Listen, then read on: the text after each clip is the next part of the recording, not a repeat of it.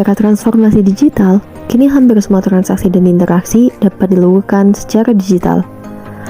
Hal ini tak terkecuali juga mengenai tata kelola pemerintahan.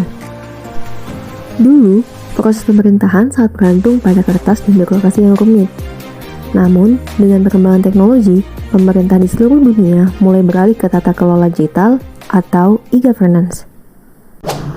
Hai, selamat datang di video tentang governance digital. Sebuah video yang akan membawa kamu menelusuri apa itu digital governance, sebuah tempat di mana teknologi bertemu dengan transparansi, efisiensi, dan digitalisasi dapat diartikan sebagai menyimpan seluruh sifat dan informasi dari suara, teks, gambar, atau multimedia ke dalam sebuah platform elektronik bernama internet. Sedangkan itu, ada banyak definisi tentang digital governance. Digital governance atau e-governance menurut Cambridge Dictionary misalnya, diartikan sebagai the use of the internet by governments to make it possible for people to use governance services and being involved in decision making. Digital governance, selain definisi tadi, masih banyak pengertian tentang e-governance yang sebenarnya mirip-mirip.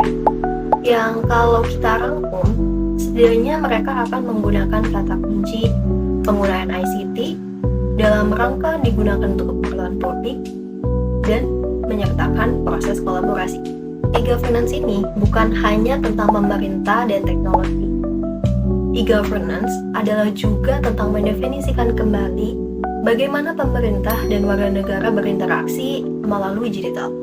Proses melibatkan warga negara ini dapat dibilang adalah respon dari paradigma sebelumnya yang beranggapan bahwa pemerintah itu adalah satu-satunya penyelenggara pemerintahan.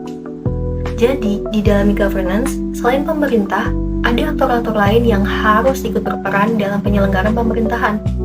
Aktor penyelenggara ini mencakup layanan dan proses dalam transaksi pemerintahan yang meliputi government to citizen atau pemerintah ke publik, government to business atau pemerintah ke sektor swasta, government to government atau pemerintah ke pemerintah, dan government to employees atau pemerintah ke pegawai.